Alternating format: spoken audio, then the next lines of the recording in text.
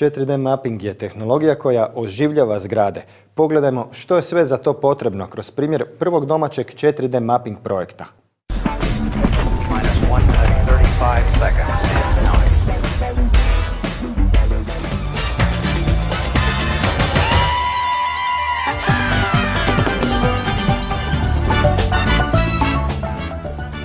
Kuće koje mijenjaju izgled, rastu i raspadaju se pred očima gledatelja. Iluzija je koja se sve češće koristi na raznim spektaklima, prezentacijama, događanjima. Iza svakog takvog videoprojekta, instalacije, nalazi se složena tehnološka podloga koja se skraćeno zove 4D mapping. Takvi projekti sve su popularni u svijetu, a njihovom izradom bave se i domaći video umjetnici. Na ovaj način Five Group ekipa oživjela je jednu kuću u Novom Zagrebu. Kada se odlučimo, mi ili klijent za objekat koji će se mapirati, prvo ga fotografiramo, uzmemo nacrte ili ga izmjerimo, dignemo u 3D softveru model te zgrade i kompletno sve animacije se rade u 3D softveru. Zato što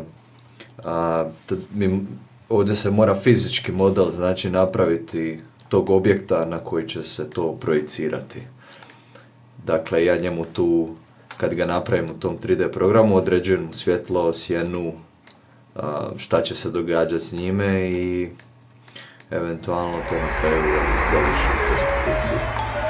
Projiciranje videa na razne objekte kojima se tako udahnjuje život, proces je kojim se Five Grupa bavi od ranije. Jedan takav video korišten je za predstavljanje prištinskih poslovnih tornjeva. Još 2005. godine sličnim procesom kreiran je spot za promociju K1 borbi. Radili smo projekciju s 2 projektora na meteorološki balon, koji su simulirali borce u ringu, zapravo. I kada smo došli u Japan, Japanci su pitali s kojim je to softverom rađeno, ja sam rekao, malo biti nema softvera. Napretkom tehnologije, povećavanjem snage projektora, 4D mapping projekti mogu izgledati sve fascinantnije. Jedino ograničenje je ljudska kreativnost. Kuća se može rušiti, zidat, može se mijenjati, ne znam, fasada, cigla, kamen. Mogu se oživjeti, recimo ako imamo nekakvu kuću, zgradu, crkvu koja je neka renesansa ili barok, pa ima onih kipića. Ti kipovi zapravo mogu se oživjeti, mogu govoriti, mogu trčati.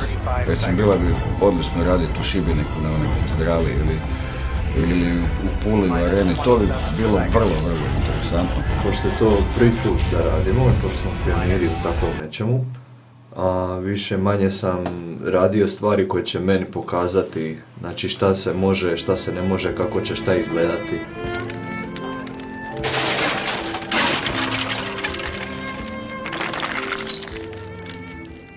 Kad sam napravio nekoliko tih kombinacija, odmah sam vidio kako to izgleda na zgradi i šta je tu moguće, šta izgleda bolje, šta izgleda lošije.